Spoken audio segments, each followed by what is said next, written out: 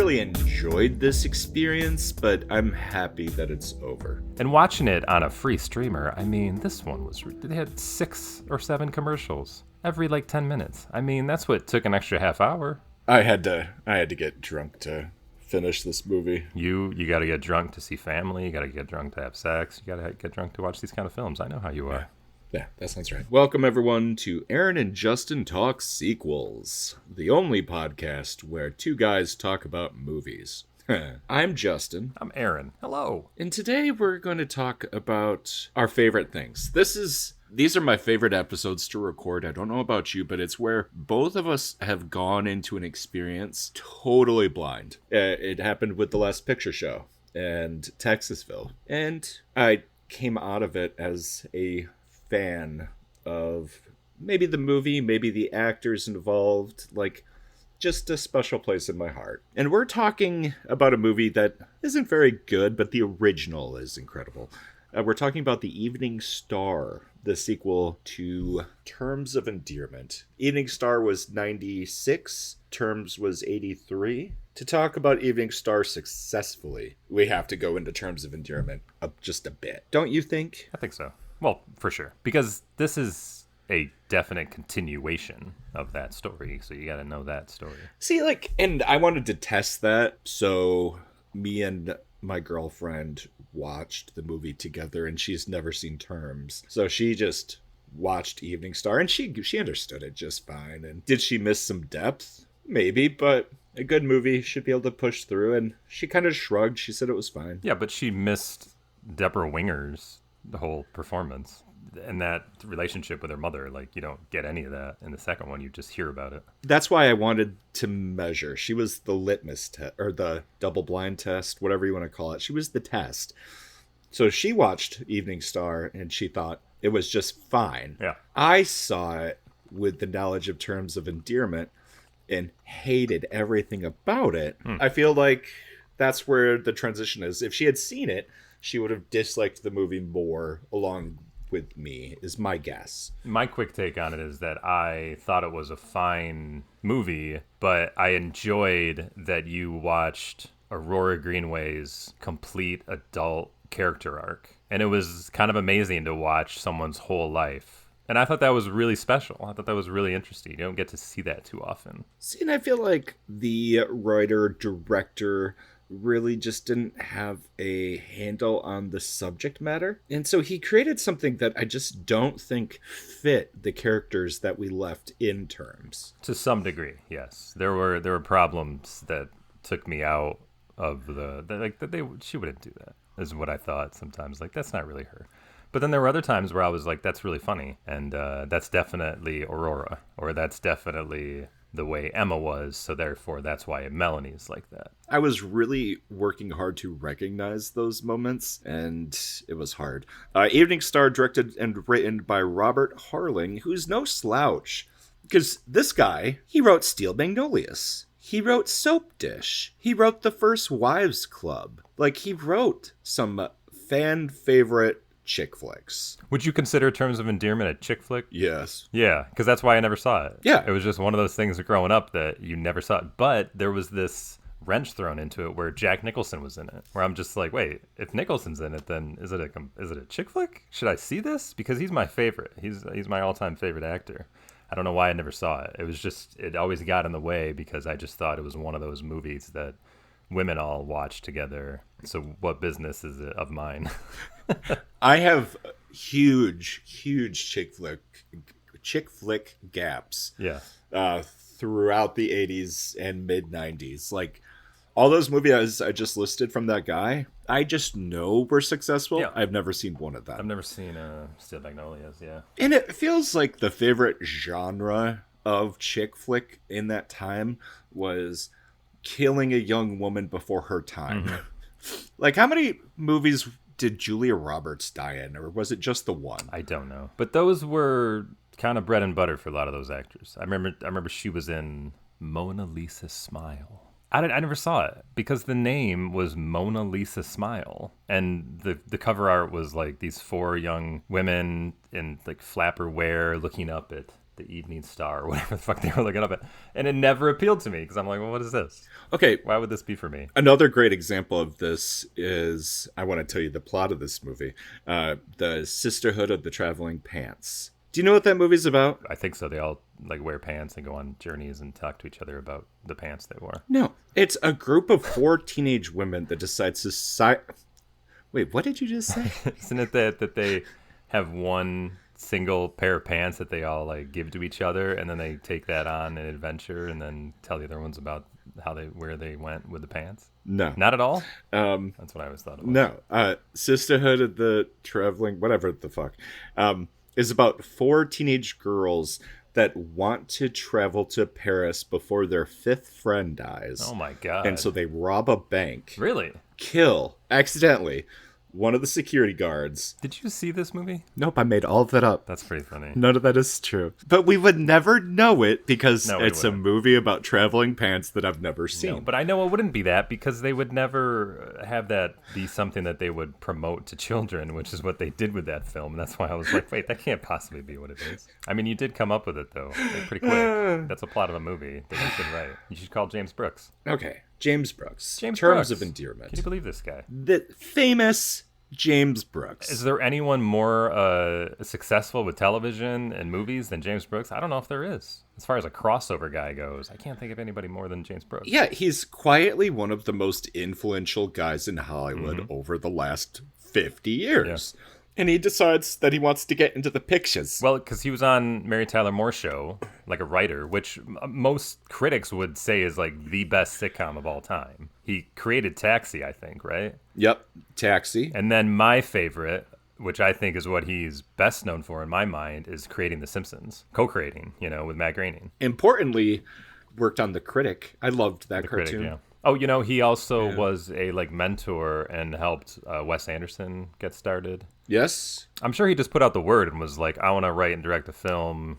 Give me that book by that guy who wrote Last Picture Show. That was a hit. I want a hit. And I can get Jack Nicholson. Like, have we figured out how he knows Jack? Deborah Winger knew Jack. And she gave the script to him. That's how he got it in front of him. Really? That's what I read. People call Starting Over, which he wrote and produced, like his trial run. That was 79. And then he makes this movie, Terms of Endearment. And I don't say this lightly. Top to bottom, perfect movie. I mean, he captured the zeitgeist of something in the year 1983. And when she had cancer all of a sudden, or he found a tumor, I rolled my eyes. I was like, oh, it's a cancer movie? Really? But then I thought, wait, maybe this was like the first cancer movie or one of the first cancer movies. So like the audience in 1983 may have been actually shocked. I didn't know the movie was going to go in this direction. And it wasn't something that you would roll your eyes at that time. So I think he caught some sort of crazy thing that was happening in the early 80s. To talk about that real quick, and then I want to finish through his list. In that first scene, we have young Shirley MacLaine checking on baby Deborah Winger, and she's just like, she's dead! What'd she call it? But she was so droll in her delivery, which was an amazing way to start. She just says like, oh my god, she's dead. It's crib death. Crib death. And Albert Brooks, she's dead. I don't know if you realize that was the father. Yep. You don't see him, you just hear him, but he's just like, Aurora, relax. So you immediately get who this woman is, this neurotic, crazy lady. That's the mother. We've seen too many movies because it just took that scene for me to know Deborah Winger was going to die later on. Really? It was just such a strong bit of foreshadowing. And guess so what? They foreshadowed her as a tiny baby. Dying. And you knew that character would be dead. Yes. In the movie later on. That's pretty good. Like you really nailed it. I was mad about it, but I just spent the whole movie waiting for that diagnosis. I didn't know anything about the movie aside that Jack was in it. And so it wasn't until the doctor was giving her a flu shot and was like, there's a little bump under your arm that, I was like, oh, Jesus. Well, that's good. Yeah. So anyway, he makes this perfect little film. Well, why do you think it's Terms of perfect? Endearment. The performances are so good. The story is so strong. The direction. Anyone else, like if we had given that material to the guy that made the Evening Star, we would have had a earlier The Evening Star. I do agree with you. I think like everything they say, nothing's wasted. Everybody has something good to say. Basically, Terms of Endearment is about Shirley MacLaine. She's the matriarch of this family. Her husband dies. She's raising Emma, her daughter, who grows into be Deborah Winger, all by herself. But she has a lot of men that come around because she's just kind of like this old Southern belle, basically, from Houston. She's an available Southern belle. Right, but she doesn't take any of them too seriously. She just has all these men around, and they fawn over her, and she likes that. But she drives her daughter crazy. So it's all about Deborah Winger's character, Emma, trying to get away from her mom, Aurora, and just to try to get through life without being completely driven crazy by her. And that's really like what the movie is about, and then there's a lot of other characters that come into it. After the fact, reading the reviews, them all talking about how they had a stormy relationship, that they fought a lot. Yeah. And I just never took it from their interactions. They were two people that loved each other, that always just said like it was. And it always felt like they didn't take it personally, and they just, like, it was just such a strong, loving relationship. So I don't think she moved away to get away from her. I think she was just being dragged along by her husband. And no, I think she literally married this guy that she knew was kind of an idiot. I mean, he's not, I mean, he became like a professor. He's not like an idiot, but he wasn't what she should be going after. Aurora knew it. Emma knew it, but she wanted a way out of her mom's life. Not like for good, like I don't want to ever see her again, but I need to get out of this. I feel suffocated. I need to just get away. And that's why she went with Flap, which is just the stupidest fucking name. Maybe there's a generation of Flaps out there who were born in Texas. Oh, there absolutely was. Between 1983 and 1987, there's a lot of boys named Flap. And then quickly, in the Evening Star, one of the kids' name is Bump. And I don't think that's a nickname. I think that's his name, because I think that is also a joke on the fact that the guy's name is Flap for the first. So he wanted to come up with something just as stupid for the second one. To summarize terms, I feel like we should just summarize each main person's story. Sure. Shirley MacLaine, old lady. But how old do you think she is? She's at not this that moment? old, though. I mean, I think she's. I think the movie covers maybe like 30 years. See, I really questioned reading that amount of time. No, I mean, I didn't read it. I'm thinking it. I'm like, I think when Deborah Winger's character died, she was probably around 30, just based on the kids, how old they were. Like the oldest boy was maybe like 10 or 12. Yeah, and I think she gets pregnant pretty quick after she gets married. Yeah, but I think she probably gets married, I would guess, around 20. Oh, I think she got married at 18. Yeah, okay, 18, 20. So therefore she's dead by at least 30. Yeah, I think 15 years is safe, but anything longer. She was 49 when she made that movie. Just to say it, I love this character, and I consider her pretty hot. I loved Shirley MacLaine, and I never really thought much about Shirley MacLaine before watching this movie, because I'd always seen her in things as like a supporting character. So she never had something that was like where she could like totally embody the film. Like this character of Aurora Greenway, this is what the movie is, even though we spend some time with Emma. She's the fascinating part about it, Aurora is. And that's why I liked The Evening Star, because I liked spending time with Shirley MacLaine in her portrayal of this character, and I got to see more of where her life went, and I got to see the whole span of it from when she was a new mom to when she died. And I thought that was kind of a cool thing to do. I question the choices that she makes in Evening Star compared to Terms. But they're not choices that affected her life in any tragic or extreme way. Like she still lived and died the way she always would. Yeah, it feels like a lot of stuff she does is out of character. Oh, totally. But there was just these little tangents that she would do, and then those stories would wrap up, but she would be back to where she was. So that's why it didn't really get to me too much. Like she didn't end up moving away to Paris and spend her final days there,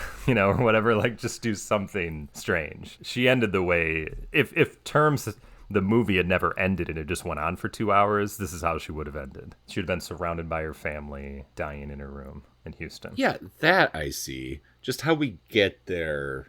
Anyway, Shirley raises this daughter, and she puts all of her love into Deborah Winger. It's the only person in her life she cares about because her husband's dead. When you say all of her love, she doesn't know how to do anything but basically try to run Emma's life and suffocate her with her version of love. And that's what drives Emma crazy. I think you're projecting because we only got, 10 minutes of This them is how together. my mom was? Is that what you're saying? Projecting? Well, no, the only person that said the words suffocating out loud was the terrible actress in Evening Star, who we also only got a few minutes with. Well, not until they just cut her out of the movie later on. She was kind of in there for most of the part, and then she became a famous TV star. I don't know. Yeah, we'll get to that. Once Emma is out of the house, Shirley MacLaine doesn't know what to do with herself. And she just kind of hangs out, calls Emma multiple times a day,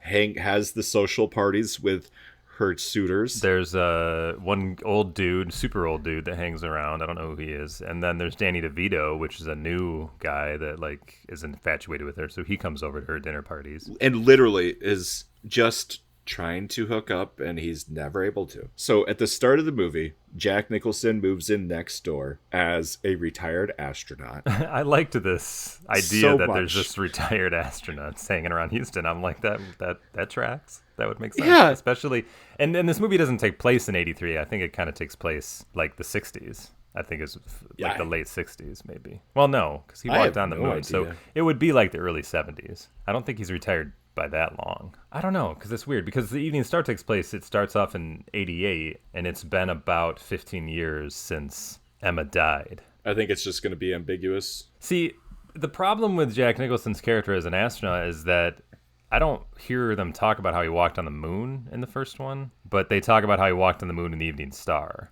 And I don't think that lines up. I think he was too old to be a retired astronaut from when the movie took place, when Terms of Endearment started. He would have been a retired astronaut from the Jupiter or Saturn missions or whatever those were before the Apollo missions. I mean, I think the idea is that he's like Buzz. He's one of the big three. And so, but he's not Neil Armstrong. No. He's not that famous. But he wouldn't be... No, I don't think he was Buzz. I think he was Pete Conrad. He was another one, but he was like the fifth guy on the moon. You know what I mean? Like the ones that we stopped caring about because it already happened. He was like one of those guys. Yeah. So that means he would have walked on the moon in the mid 70s or early 70s, but that doesn't make sense because I think the movie takes place mostly in the late 60s, even before we walked on the moon. Well, it definitely didn't take place in the 60s. It did too, because if Evening Star started in 1988, that's when the movie started, and it told you 1988. It had been 15 years since Emma died. That means she died in 1973. Okay. And you definitely saw at least 20 years or 15 years of her life meeting Flap or being with Flap, getting married, moving away, having 3 kids, one of which is now 12 by the end of the movie. This would be the early 60s. When most of this movie is taking place, with her and her mom fighting about leaving for Flap. It would be 1960. So how was he a retired astronaut in 1960? And we didn't walk on the moon for another 9 years. That's all I'm saying. The Wikipedia for Evening Star, which I would not trust, says that it took place 13 years after the original, following the characters from 1988 to 1993. And so, in theory... that says 1975 is when it ends. And we know that movie takes... Okay, yeah, so the timeline does not match up. Nonsense. That means we walked on the moon in 1959. It doesn't match up because Evening Star is a bad movie. It's because the Evening Star fucked it all up. Yeah, exactly. Yeah, Terms of Endearment doesn't put a date to it. Right. So Terms of Endearment positions Jack Nicholson as being one of the original astronauts, but in no way walked on the moon. He wasn't one of the Apollo mission guys. That's how Terms of Endearment talks about him, and that makes sense. And then Evening Star messes it all up. Yeah, Terms of Endearment, he's an astronaut. It's cool. He's a party animal. He just wants to hang out with women and drink. And he lives right next door. I don't know if we mentioned that. Right next door. Yeah. And early on, they meet, and he hits on her and asks her out, and nothing comes of it. And because he's an animal, and she doesn't. He's an have animal. Time for it. She doesn't have time for this. So they live together for 10 years, or next to each other for 10, 15 years before anything happens. This movie is great in terms of the way it tells its story through time jumps. All they do is they pick apart the serious elements or the important parts, put everything else to the side, And it makes the movie fun. Every movie is scenes that are strung together to create a complete story.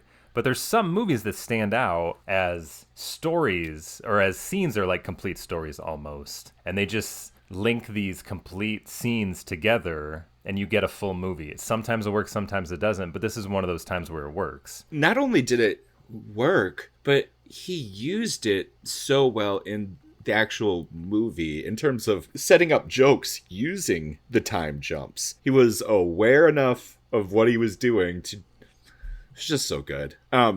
Because my favorite example is MacLaine.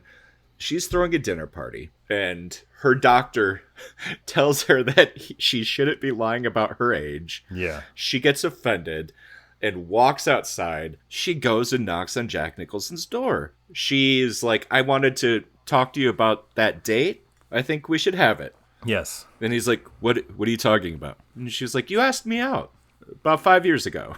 Or something Right. along those lines. It's kind of a joke for the audience, too. Yes, exactly. It reminds me of a joke in Ed Wood where the whole movie's black and white, and they go up to the cinematographer, and the actress is like, which dress should I wear? The green or the red? And he's just like, which is the green one? And she's like, what? And he goes, well, I'm colorblind. He goes, but the dark gray one's nice. But the movie's black and white, so it's a total joke for the audience. But the dark gray one's nice, because we don't see the color either. That's really funny. Yeah, so I always thought that was funny. Anyways. They go out once, it goes like shit, and chances are they don't go out again for another couple years. We don't know. Seems like it.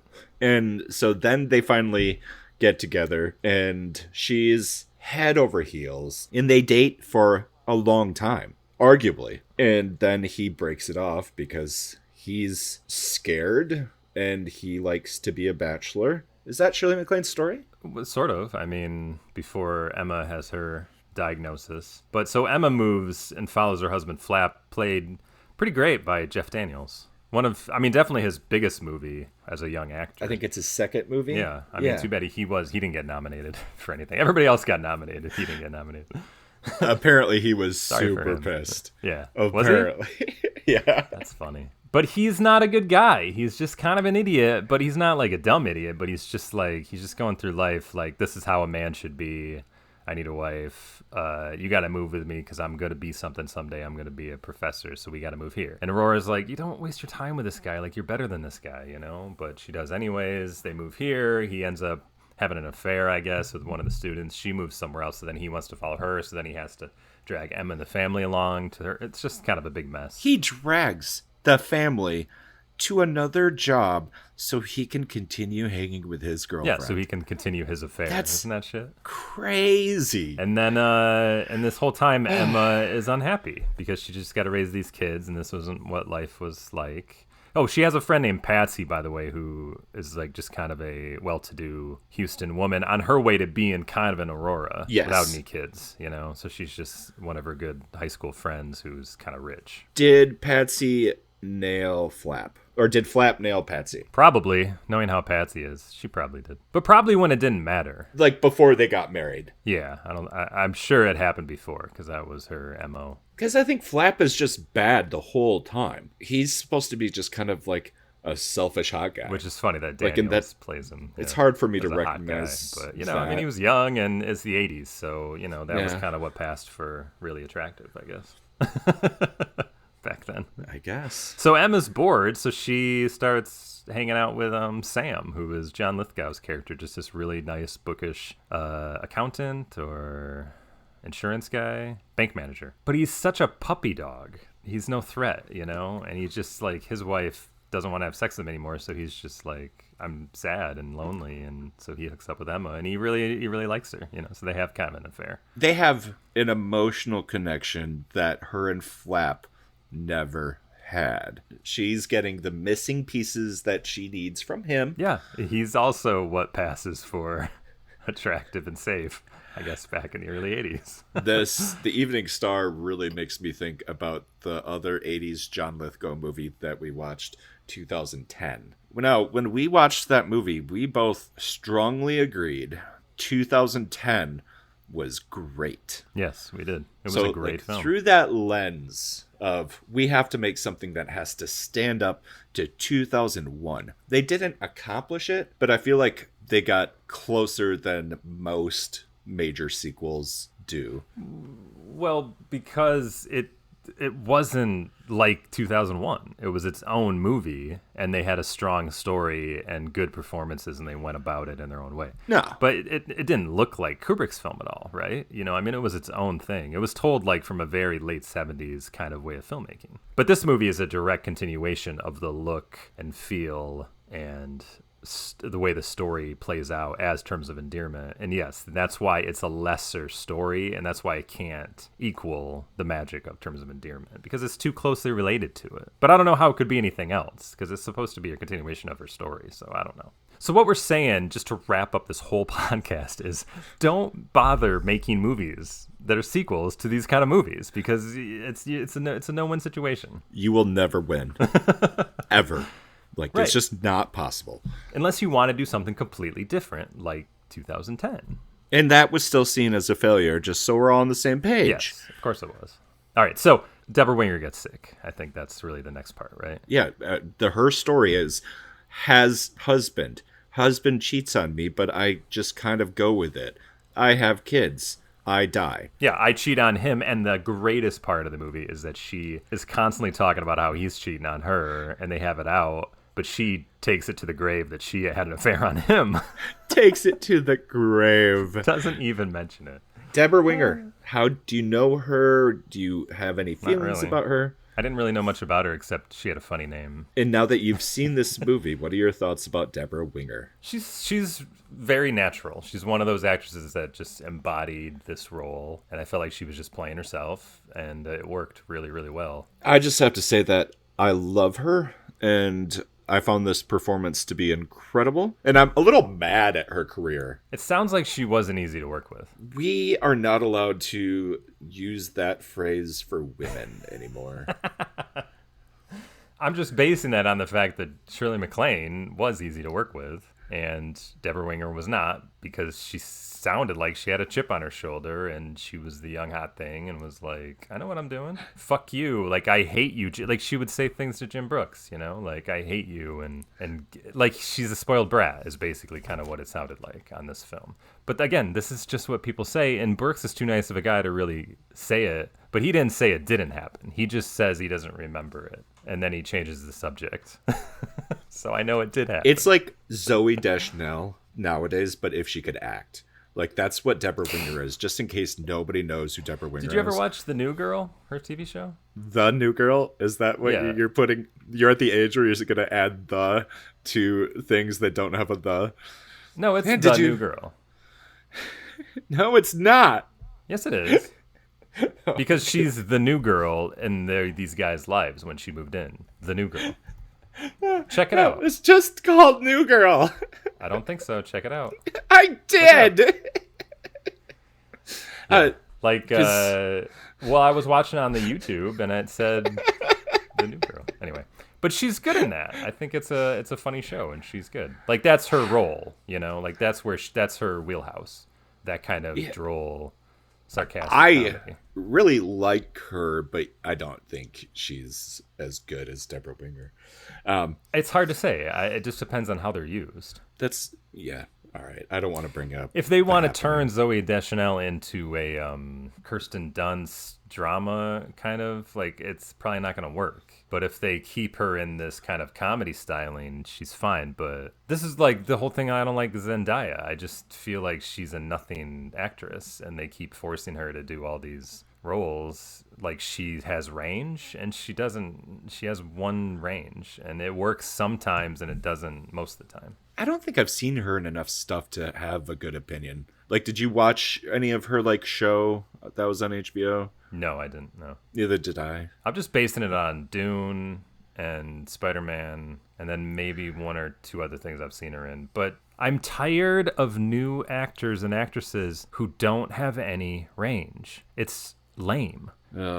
Anyway. So Deborah Winger gets cancer. So it's a cancer movie, and she dies. And Shirley MacLaine is gifted amazing her children. All right, so I like that a lot of these conversations happen without drama. There's drama, but it's so like drama, but with people always using proper English. You know why? It's because this is the time. This is those generations. This is the way the 1960s, 1970s, not completely were, but it's like a holdover from the old days where men knew their place as, you know, masters of the universe, but not in the household. So when they tell Flap, Jeff Daniels, that you can't seriously think you're going to raise these three your children without a wife, right? Why don't you just be okay with giving them to your mother-in-law? She'll raise them, and you can just leave. And he's offended at first, but then he comes around to it like, yeah, you're right. I would probably just mess it up. I'm their biological father, but I'm just going to step away and you can take my kids. I'm just like, when would that happen nowadays? It never would nowadays. You live in your fun little bubble. Okay, obviously, when I say nobody, I'm generalizing. But you know what I mean. It's way more unheard of nowadays than it would be back then. No, it's completely the opposite still. No. You're talking about somebody that maybe gets somebody pregnant and then maybe isn't there in their life. He was a father in the home. He's not just some father that's been living elsewhere and they weren't together. They had a family home with him in it, raising the children along with her in one place for like 12 years. And then he just steps back and says like, okay, you can take the kids. That's weird. That's not like someone nowadays just having kids, but they're never really together and they don't live together. And then maybe he just becomes an absent father. Like that's obviously things that happens. But the other thing I think is weird. When people get divorced, I would bet you money that the vast majority of custody agreements are still the dad gets them every other weekend. Sure. He doesn't get them at all. I know, but... is what I'm saying. He completely leaves the life. That's weird. I don't know why you can't agree with me on that. Because I don't think it's... For him to say he would be around every once in a while, that felt more like the real world. But he's not around at all. He's so not there anymore that he doesn't even exist in the second movie. Which really surprised me. But my theory to why is because I don't think Jeff Daniels wanted to play that role anymore. I think he was like, he's a shitty person. I don't want to play that role. Because Jeff Daniels is known as one of like the nicest guys and did one of the greatest things for his family where he didn't raise them in Hollywood. He raised them in Michigan, for God's sakes, because he knew he didn't want them to have that kind of life where the entertainment industry would destroy his children. And he was kind of Danieling in the mid-90s. He was a big deal. Well, that too, but Jack Nicholson showed up for this one as a cameo. Jeff Daniels was not Jack Nicholson still in the 90s. I do not understand why Nicholson showed up in that movie. I think because he won an Oscar for the first one, and he shows up for James Brooks. I don't see him. Yeah, I don't know how much Brooks, if anything, was involved with this. He's not in any of the credits. No, I don't think he was at all. Like, the common thread between this, Terms of Endearment, Texasville, and The Last Picture Show, they were all movies based on books by Larry McMurtry. It needs to be mentioned. McMurtry? He really had his finger on the pulse of Texas stories of families and towns and just growing up. Like, he just made a lot of those kind of movies or wrote a lot of those kind of books. And he also wrote screenplays. I don't trust your pronunciation anymore after the Killian incident. No, you got to check it out. It's McMurtry. You're supposed to be like, what do you mean? And then M-U-R-T-R-Y. You're supposed to be saying, what do you mean? McMurtry. Oh, I wasn't listening. What did you say? I said, I don't trust your pronunciations anymore after the Killian incident. Killian? No, I don't remember. Killian Murphy. Oh, yeah. People don't say Killian. Yes, it's Killian! Like when they did the Oscars and I heard everybody saying his name, I was like, ha! I was right! But his name starts with a C. It's Killian. Why would you say Killian? Yeah. Oh, my God. That is so stupid. Anyway, all written by... Why wouldn't you name him with a K? Then? He's Irish, okay? So if you see the word C-I-L-L, kill. You know what I mean? I know what you mean. So dumb. Yeah. Can we talk about words for a second? Yeah. Sometimes words are said wrong, but we've all agreed that that's the way they're said now. And there's always some people that try to say them the right way, but we've all decided it's not the right way. And it just reminds me, anytime we talk about words like this, it reminds me of one of our teachers. It was either the math teacher or the science teacher, or maybe both of them. They would say, "You're not acting mature," or mature? Yeah, mature. Act mature. And we would always be like, it's mature. You say mature. And they're like, actually, it's not mature. The proper pronunciation is mature. We're like, yeah, but we all agree as a society that nobody says it that way. So stop trying to be that one person to say it the correct way, because it sounds stupid. Did you know that I decided not to use the word specific anymore? Why? Because I say Pacific just to fuck with people, and it makes my day. I will be having a serious business conversation, and I will say Pacific instead of specific, and just keep going, and they will always stop. And they will always say, "Did you say Pacific?" And I love it. But yeah, that's what I do. It's like espresso. Do you want an espresso? Espresso. People say espresso. I know. That's really real. Anyway, so that's terms of... so even though they've been broken up for 1 billion years, Jack Nicholson comes to support Shirley MacLaine. Yeah, well, she's raising these 3 kids now, which there's... Well, wait, it's before. Tommy, Teddy, and Melanie. So I think Jack kind of felt maybe his bachelor days should kind of be done now. So he comes back into Aurora's life and helps her raise the children, is what it seems like. Well, like, he shows up at the hospital while she's still alive. Then when they're dead and they're back at Shirley's house, he's also there. And he's also supporting. Yes. And that's what leads you to believe he's going to stick around. Yeah. It's just that quick little scene. Yeah, the after funeral. Which is a great ending. We don't need anything official. We just have them in the same room. There's a great joke about how the granddaughter's too young for him. Or maybe she said too old for him.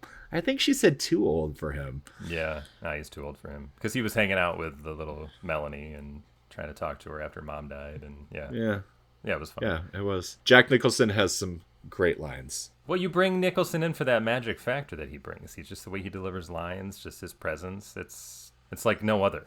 It's hard not to talk a lot about Terms, because a lot of things happen in that movie. Because I think we both want to stress how great of a film it was. It was so good. And we do it a disservice to pass over it, as much as we want to talk about the sequel in this movie. We already talked about how Shirley MacLaine is getting the kids. But it's worth noting that Patsy only wanted the girl. That's true. Yeah. And they were like, "We're not breaking up the set, Patsy. Come on." Patsy, in Terms, is a career-oriented New York woman now, right? She seems to live in Houston still. Did she in Terms? Because Melanie drives to her house. Oh, remember? Melanie stole the Ferrari and then she drove to his house. That felt like her parents' house. You think it was her house? Yeah, it was Patsy's house. I feel like it was Patsy's parents' house. I don't think so. I think because Aurora went and visited Patsy too at her house. She wouldn't travel to New York to go see her. It's when they were at the pool that they were like, "I should take you to New York," where she introduces her to all of her friends. Yes, that's true. I don't know what Patsy does, or... I think I think what she did is she married rich and then got a divorce. And now she has all this money. And she just lives in Houston in a mansion. She gave me really solid Sybil Shepherd in Texasville vibes. Well, again, this is kind of the people McMurtry either knew or created from his area in the country. And he kind of ran with it in a number of stories, I guess. So we move on to the Evening Star. I mean, I don't know the background of this thing. Like, I don't know how it got... I mean, he wrote a book, obviously. McMurtry wanted to write a sequel to Terms, so he wrote his own. And, of course, that movie did so freaking well. Yeah, just to end the whole Terms discussion... So James Brooke wins Best Screenplay, Best Director, Best Picture. He's only, I think, one of 6 that have ever won all 3.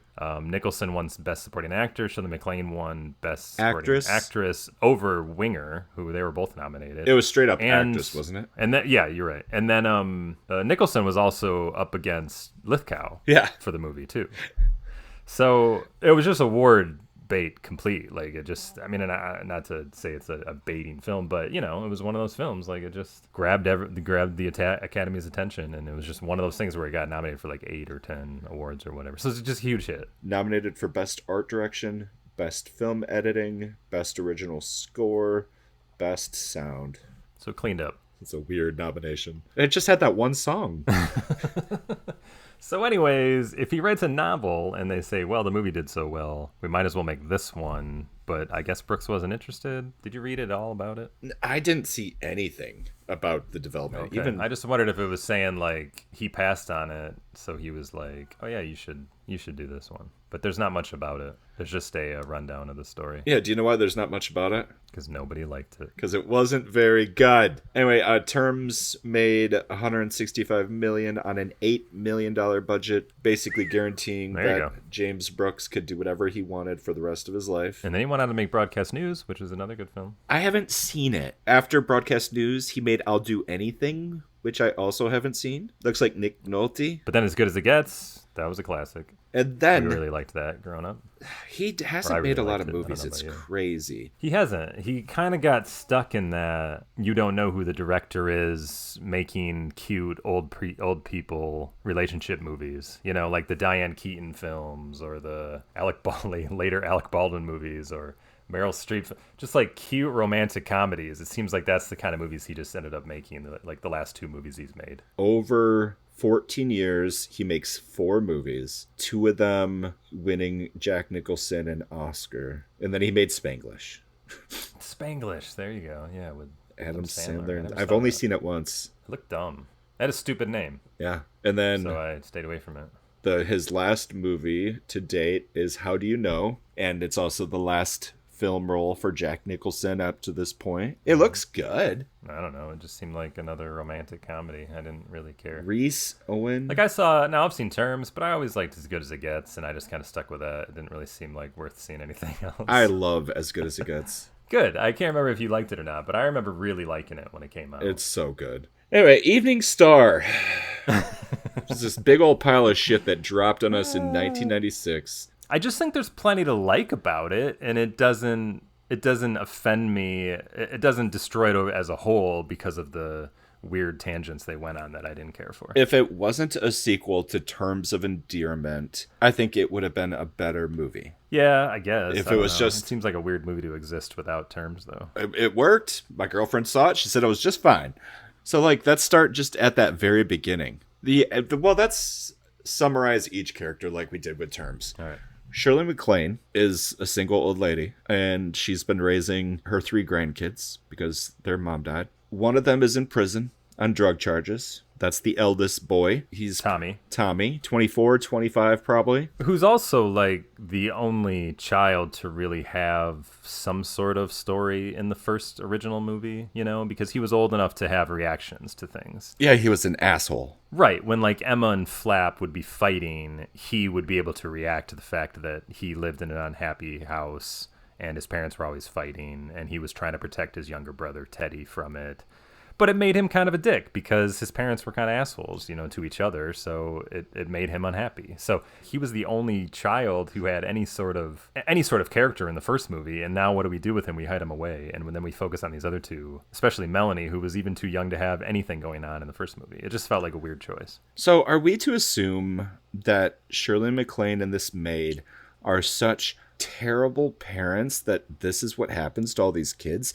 They raised a kid. I guess so. Or it's a comment on life that you can do all you can to raise them, but they do have their own personalities and lives, and this is just what happens sometimes. This is true. So she's visiting him in jail. Drug charges. He hates her. He fucking hates her. Hates her. But he hates himself so much that he hates everything else, is what they're kind of alluding to. What we're saying is Deborah Winger's speech to them, where she really focuses on him and tries to make him understand that she loves him and that everything is fine and that she's proud of him. Are you saying that didn't work? Because that was a pretty magical scene. That didn't work. And if anything, he hates her because she died. Yeah. You don't get all that from the second one, but I'm kind of like imagining that. Yeah, you're definitely imagining it because logically, I don't know if growing up in a good house with an overbearing mom figure and everything you would ever need. It just doesn't feel like that turns you into a jerk. No, but it has nothing to do with you being an addict. You could just have an addiction, and that can fuck up your life. This is true. I don't disagree with you. But Teddy seems pretty normal. He seems a little slow, I guess. Who? The second son, Teddy. No, he seems totally normal. But I like that they structure this specifically so we could get him introduced, because I don't see Shirley MacLaine's car breaking down. And I feel like somebody said again. That's right, yeah. But, yeah, she has to get a tow truck to pick up her car. And who picks it up? Who picks it up? The next grandson is a tow truck driver. And he's got a girlfriend and a baby. You know, I'll say, though, growing up with four sisters, they always had car trouble. And my dad would always go from here to there to help out. That sounds really annoying. So that felt real to me. Well, the real question is did your grandma have the car trouble, and did your dad always have to go after her? No, not really. My grandmother had a great 1977 banana yellow Ford Granada. I don't even know if people know what those cars are. You really rarely see one. I think I could visualize it. Yeah. And it was kept in immaculate condition. It always had gas in it, and she rarely drove it. So when she stopped driving, I think around like 97 maybe. It was 20 years old. I think it only had about 30,000 miles on it. Pretty damn good. Anyway, that's all.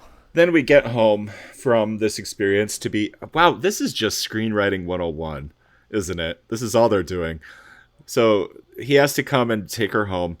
Oh, when we get home, we see that there's a red Lamborghini. What was it? Ferrari. Yeah, it was a Ferrari. Yeah. And she knows what's happening already. So Shirley MacLaine storms in. So this feels like, it's Garrett. It's Garrett Breedlove. It's Jack Nicholson, like kind of character here. Because he had a Corvette. No, this is the Flop character. Flap.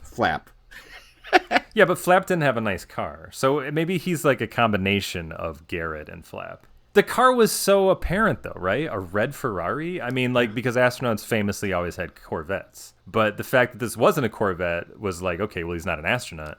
But it was still a red sports car, like Garrett's. No, see, this is such a bad movie where, no, it's just... But I'm with you in that Scott Wolf's character is Flap. I get that. Yeah, and But I also felt like there was some combination of Flap and Garrett. And she's Well, no, because Flap was always a young Garrett. Like, that was the point. Okay, yeah, I guess, yeah, you're right. Yeah, this is bad storytelling because it's just, oh, now my granddaughter's going to run away with this idiot and I'm going to be left all alone again. I'm depressed. And Scott Wolf, what was the decision to make him look...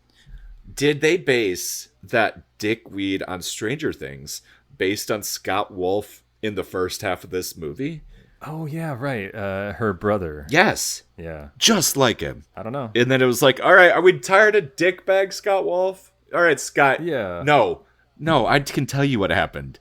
Party of Five was going to start shooting. That's exactly right. And he had to cut his hair and shave. He had to cut his hair and So they had to write it in. You're That's right. exactly what happened. So I don't even have to look it up. What happened. Scott Wolf. No, I mean, all the Party of Five kids, they really all went on to have careers. Even him. I mean, he did stuff, but he is probably the one that does maybe the least now, if you see him at all. Ironically, he looks just like he does now in the first half of this movie. I have a sort of Scott Wolf connection in that I worked with a reporter in Lansing. She used to go out with him for a couple months. So that's just what I know. And I was like, Party of Five, Scott Wolf? She's like, yeah. I'm like, Double Dragon, Scott Wolf? She's like, I don't know what that is. And I'm like, it was fine. He was in this movie. Oh. But I definitely didn't say The Evening Star because I didn't know he was in this or even know this movie existed back then. When the movie came on yesterday, and I was just like, Scott Wolf? And my girlfriend was like, who? Yeah. I was like, but he was good. I thought he was good in this film. He was fine. He was like Mark Wahlberg, just some idiot model. Okay, yeah, that's fair. Thought he was attractive, so I'm going to be a famous model, So she runs off with him. Yeah, Melanie does. Juliette Lewis plays Melanie, who is now the new Deborah Winger, basically. She's the new Emma. Except we don't really care for her. She's not horrible. She just was kind of an it girl. She was like a Winona Ryder back then. She was just in things. She was in National Lampoon's Christmas Vacation, which is a hit, and everybody loves and sees her to this day. She was in Natural Born Killers.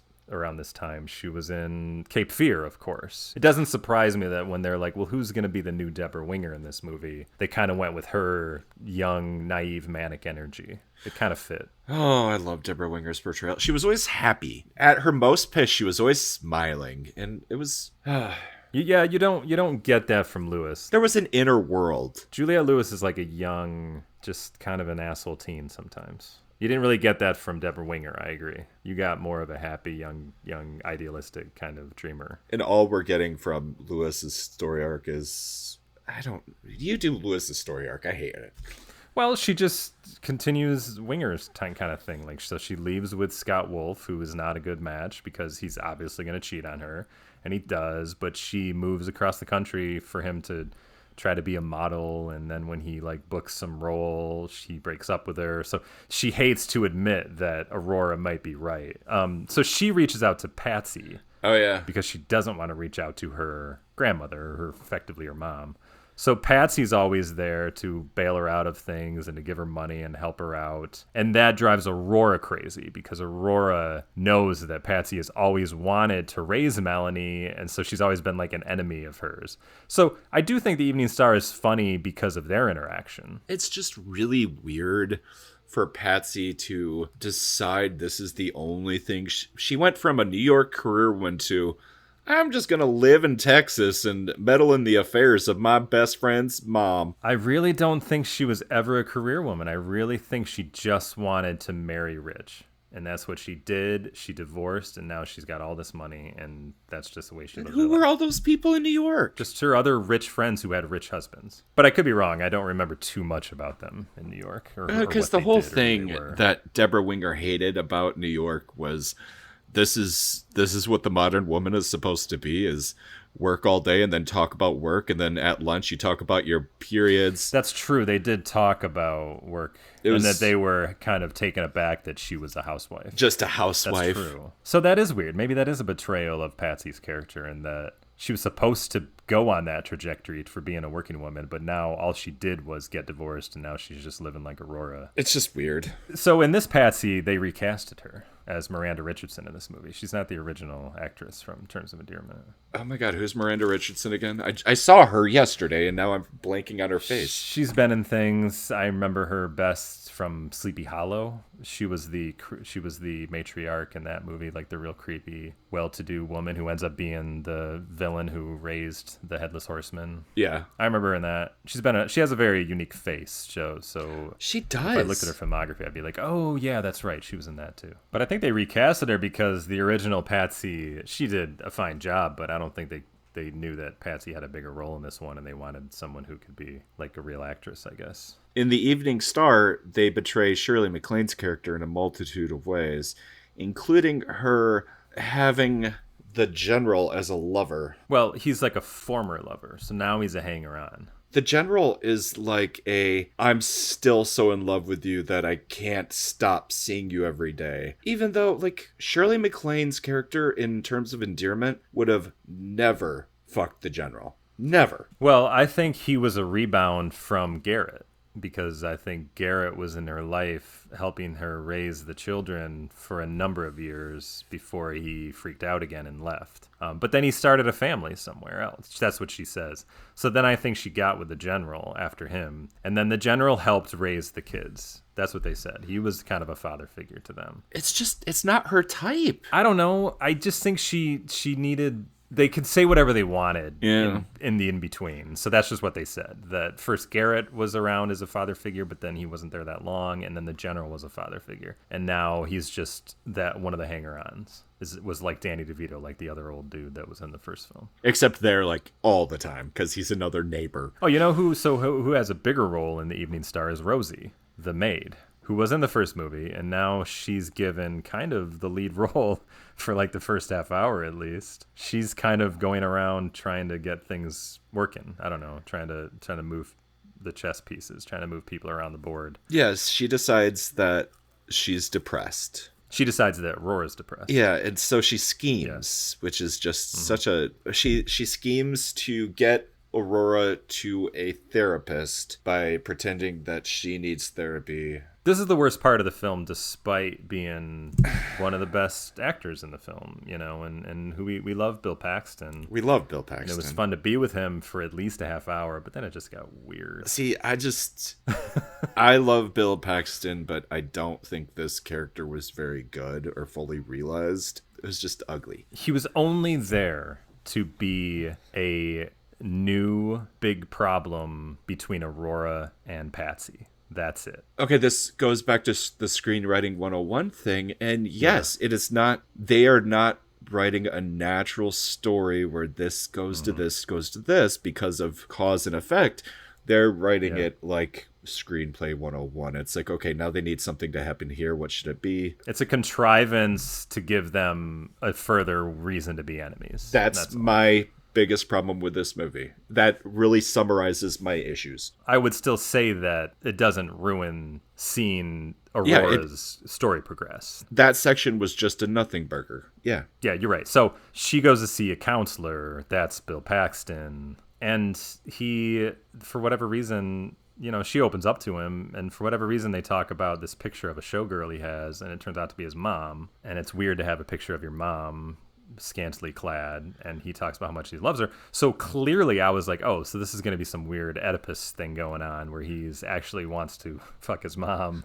So now he met Aurora, so now he's going to fall in love with her. I knew this exactly was going to happen, but it was weird. And I was like, this is not the way this movie should go. And the funny thing is that we do this all the time. We watch a movie, Victoria and I, and we stop it at about an hour because we usually get to these movies pretty late. And we're like, all right, we got to go to bed. We'll pick it up. So for the first hour, I was like, oh, this movie's pretty good. Like, not bad. I'm laughing. It's funny. And then once we started picking up on it again, I saw exactly what you were talking about, how, like, you were like, I can't stand this movie. Because then it got weird right after the first one when he started, like, making a pass at her and stuff, or, like, they went on this date together, which, why would you be on a date? I know you're not, like, a certified psychologist, but come on. Like, why would you go on a date with her? She's a client. She is a client. It just felt weird. That's so against the rules. And actually, to give this movie a little bit of credit, that date was a great scene. Them going to a diner and it's her idea, like, that humanized her in a way that hasn't been done very much. And fun. I loved it. And she said it was the place she goes when she goes and visits Tommy in prison, and that it also, that made sense. I was like, all right, because that didn't seem like a place she would ever go. When does Patsy realize that she's seeing a therapist? When? I think they have a dinner party for Melanie's going away with Scott. She goes away that late? No, this is before the date.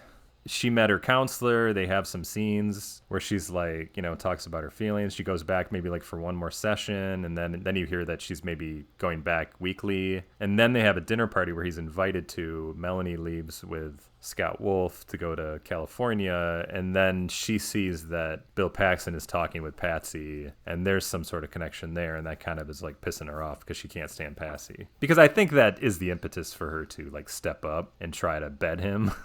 Basically. Yeah. So then that becomes a thing, and he's all obsessed with her, like, you know, which tracks because men are always obsessed with Aurora, but I just felt like he was a little too young to be that obsessed with her. But obviously it was a weird mother thing, and that actually did pan out to be exactly what it was. But that was weird. We didn't need that in this movie. Nope. I was creeped out. Like, when we see Bill Paxton's mom, which is just a Shirley MacLaine lookalike, it was creepy. It's played for laughs, but I think we're all thoroughly like weirded out. We were at that point because he loves her. He says, "I love you," and I'm like, "Come on, no, come on." Wait, we have to finish what's her name's arc. My least favorite, Melanie. Yeah. Well, luckily hers finishes pretty early, where she gets screwed by Scott Wolf, and then she decides to go on an audition, which was his thing, and she ends up getting a part in a TV show. And that's it. That was it. She's now a successful actress. Okay. And the funny thing is that this is what I didn't like about this part is that Aurora is constantly disappointed in her choices. So then when she becomes a TV actress, suddenly it's the greatest thing in the world. And I'm like, isn't that exactly what's wrong? All she wants her to do is have success. So now she found fame, which is definitely a fleeting, pointless thing. now she deems that successful and she can't be happier for her. I just thought that was kind of disgusting because TV actresses come and go. We know that much. Oh, yeah, that's... Another thing that I didn't like was Shirley MacLaine's character. Problem, not problem. It's however you want to look at it. Do you know what she didn't do in terms of endearment when she didn't agree with something? She didn't go to her own daughter's wedding. Kind of a big deal. On principle. But yeah, my piece of shit grandson is going to get into jail. And I'm going to go and visit him every week because that's fine. Mm-hmm. Like, it's just out of character for her to do something that she doesn't agree with. Yeah, that's interesting. That is true. You could see it as her trying to make up for what she felt she maybe didn't do with her true daughter. So now that she has her daughter's kids, maybe she's trying to make up for things that she felt like she should have done. And I feel like the ending of Terms, when they have that conversation where Shirley MacLaine's like, I always thought we were fighting. And Deborah Winger was like, I never thought we were fighting. That's just how we were. Like, that is supposed to be the catharsis for Shirley MacLaine to understand that. Yeah, I see that. Anyway, because nobody's supposed to leave Terms of Endearment broken. They're just supposed to leave it sad. Yeah, it's like bittersweet, but they move on. Yeah. I'm going to do Tommy's arc because I'm irritated by it. So Tommy's in jails. Hates his grandma. His grandma brings him presents every single trip. Brownies. Those look so good. They look so good. And he I was like, I wouldn't throw that away. throws them in the fucking trash every time. I wish I had that self-control. Because he has problems with addiction. I can't believe that. If he can throw brownies away, he doesn't have any addiction problem. And he could be trading that shit for cigarettes. Oh, so he could get drugs probably. I'm sure he could score drugs with those brownies. In fact, that's You're in probably what prison. Shirley MacLaine was doing. Here's your fix, honey. Yes. I don't want you to suffer. Right. He hates her for no good reason.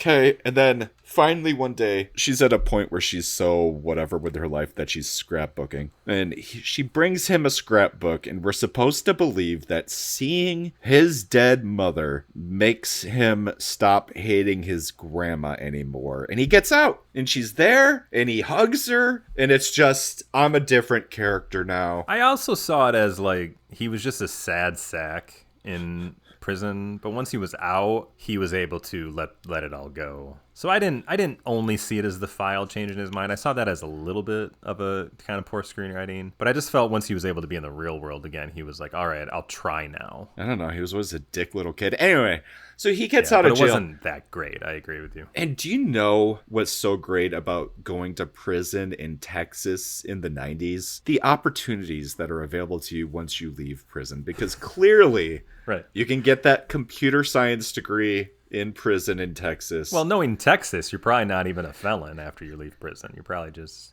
slate is wiped clean.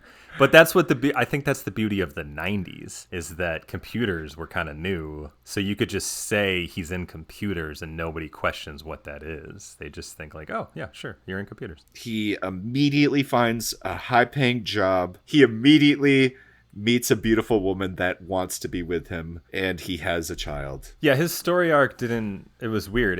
Everything just turned out right for him. It's not like he didn't work for any of it. He was angry and in prison, and then he gets out, and everything just works out. It's like they didn't have time for him, and they didn't have time for Melanie either, so they just quickly gave her a career.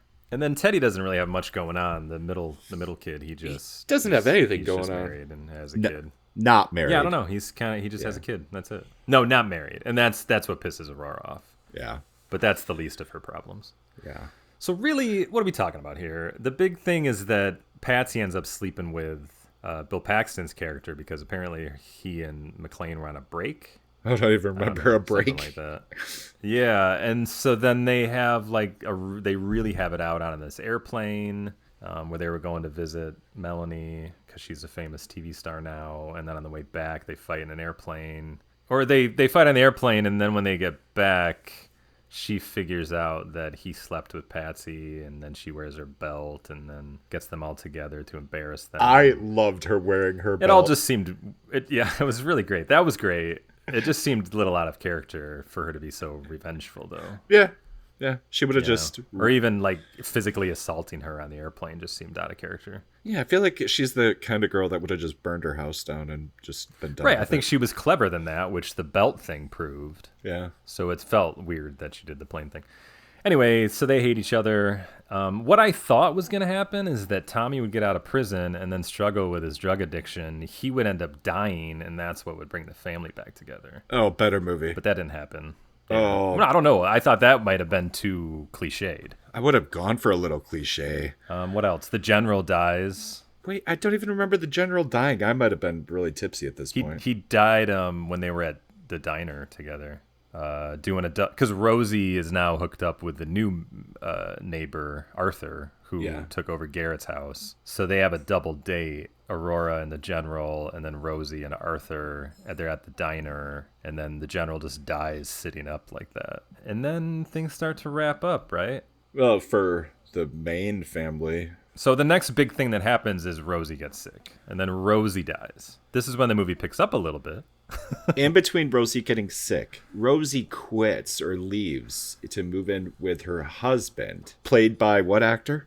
Ben Johnson, who, if you believe... I wonder if it says it. Hold on a second. Don't you love that I am not in the business? I'm not famous in any means, but as a podcast partner, I have stories that of very thin connections with things that we talk about. Yes! So this is my film, Animus, which I made as the Telltale Heart kind of retelling Edgar Allan Poe's story, and it got distribution on Blu-ray in a couple countries like Germany. So this is like a German version of it. That's fun. But if you believe who's in it, Ben Johnson, Ron Catherine Howard, Hellbend, and Ron Howard is in this film. Not any of those are not in here, but for some reason they just put that on the top. I don't know. I loved it. I bought it. It's pretty funny. But Ben Johnson, this is not the first time he's been on this podcast. Yes. Because he was also... Well, he's in Last Picture Show, right? Also written by... Larry McMurtry. Yeah. Was he Ben the Lion? Yeah. Is that Ben Johnson? Wasn't he? Yeah. I think so. I know. I just am forgetting myself. because... No, I think you're right. I just forget because we watch these things. He won an Oscar for his work in the Last Picture Show. So Patsy, no, Rose. Yeah, Patsy. No, not Patsy. Rosie. Rosie dies. Rosie dies. Do you know? I don't know. It was cute, but Shirley MacLaine wouldn't have the ability to do this, mind you. But Shirley MacLaine goes to her dying ex-maid's house, which is next door, picks her up, and takes her back to her house. But she did do it. She did it. I think that was her carrying her. Like, full shot. Yeah, they just steady cammed the whole thing. It was a good 2-minute, no cuts. It was dumb, but it was funny. And I think you're right, it was cute. So, well, her husband was there. It's just, and I know that a husband and wife was a different thing then, so it's fine. It was right next door. Yeah. That's what was funny about it. And that's where she spent her life. And then after she dies, he gives her the ashes. And this I love because he said he already had his first wife on the mantle. And he thought it would be weird to have the second. And then she said, "You're right, bookmarks or bookends would be tacky." Which is a great line.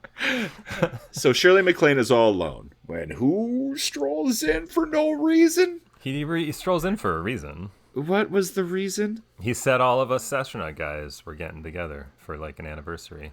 An Apollo anniversary. And this is where he messes with the timeline. He says he's one of the Apollo astronauts. And I'm like, bullshit, you were not one of the Apollo astronauts. So all I'm hearing is, okay, now we need to fit Jack Nicholson into the movie. But he walked in the way he walked in the first movie, too.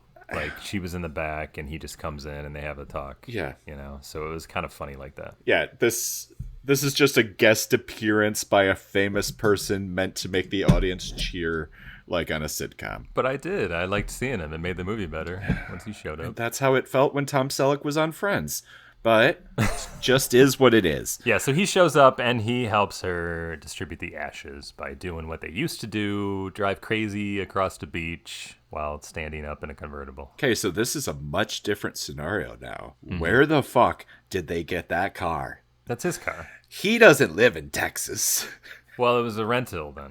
I mean, how did he get to her house? He had to rent a car, I guess. I guess he rented a car and it was just a decided rental. to It's just a rental. Drive his rental on the beach. Yeah, that could work. I got the insurance, so it's fine. Are you sure? I got the insurance. Yeah, Like, I can't do Jack He Nicholson. kept it out of the water this time. You know, he was driving his Corvette in the water in the last movie. That was a little crazy. Little older, yeah. Yeah, so they spread her ashes, and then he leaves. And they give you a nice throwback to the first movie, which everybody loves, I guess. And that was it. Well, then she grows older, and the years start to go by quicker now. Yeah, the years start to go by. My She's biggest scrapbooking problem. No, she's been scrapbooking. Scrapbooking is what changed Tommy's life. Anyway, I really hated the "I'm still looking for the love of my life" line to Jack Nicholson. Yeah. Clearly, he was the love of her life. I feel like she would be proud of that. Like, I don't feel like she'd be bitter. And to say it to hurt him, you know, he had the famous line, which I even knew. But, like, I can't believe there's a line in this movie that I knew. There's not that many shopping days left till Christmas. Yeah. Well, also, though, I think it was a rare moment of her holding back. Because if you love someone who has a happy marriage and a child, you probably shouldn't tell them that you love them and that they're the love of your life. That would be kind of disrespectful. And that's the betrayal of his character. Yeah, that he actually settled down. Yeah, like, none of the first movie mattered. He wasn't changing at all, and that she really was just a fling, and that meant nothing to him. I don't know. It's just a throwaway. You know what? It's a throwaway so when he shows her a picture of his daughter, she can say, she must have been a beautiful bride, you know, like that. Another little dig at him for dating. Oh, yeah. Those jokes are really funny. Yeah. But yes, we have time speed up, and Shirley MacLaine suddenly has white hair. She starts to look like Rosie. Yeah. On her deathbed, which I thought was weird. But the whole family's brought together again. And, yeah, she just dies. Saying her daughter's name. Yes. She has a little hallucination of being with Emma again. And that all was fine with me. I thought that all was nice. Because you got to forget about Bill Paxton. Because he didn't matter anymore. And even Patsy apologized, saying that she was just jealous, basically. Yeah. She has everything in a material sense, and yet Aurora had everything in an emotional sense, and that always made her jealous. And so anyways, what I liked about the Evening Star after getting rid of all that crap, like I said at the beginning, is that you did get a nice portrayal from Shirley MacLaine playing the same character. And even though she betrayed the character sometimes, it didn't ruin the whole. So you got to watch a nice lifelong journey, and she did a great job of ending it.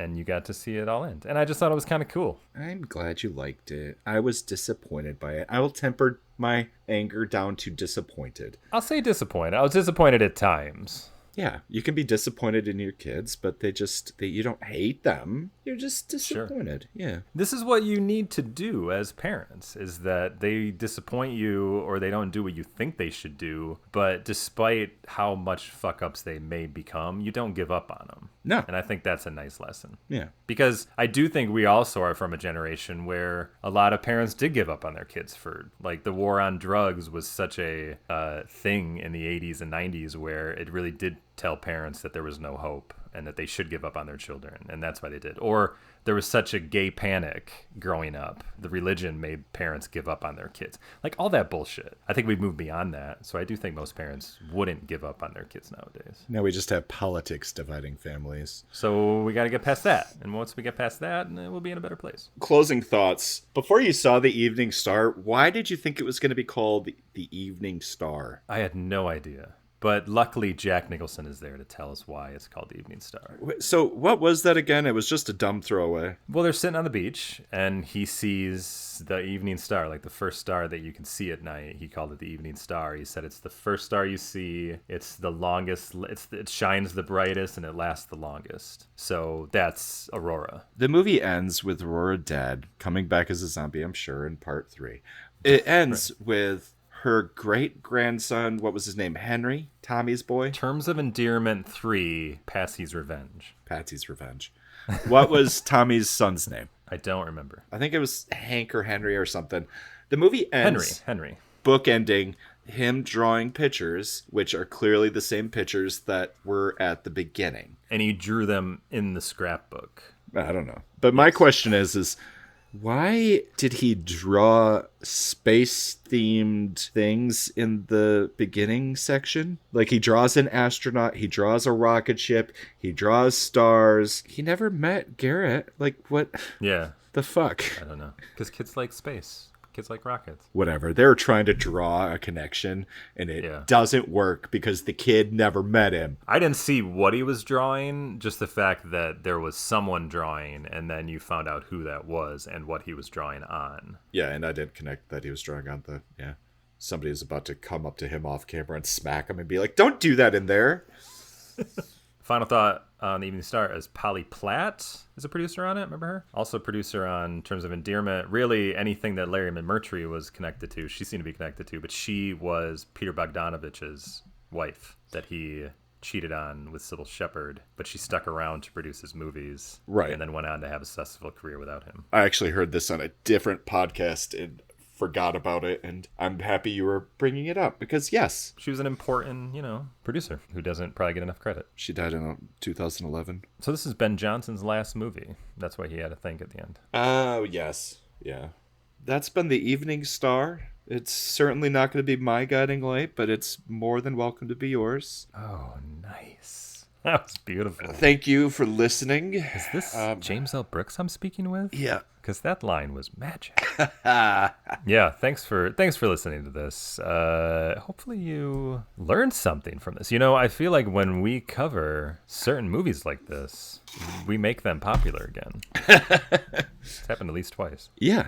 If you're on YouTube, leave us a comment that says you watched the show, listened to the episode, whatever. Follow us on social media. And more than anything, let your cat out at night so that it can mate with the neighborhood cats. And we're trying to overcome the good work Bob Barker died with the whole spade or neuter your cat thing. And so anything you can do to help us with that cause, we'd appreciate it. Thanks. All right. Do you got anything else? Thanks, everybody. Yeah, thank you. That's all I got. All right, fuck off. Talk to you soon. Yeah, I'll talk to you soon.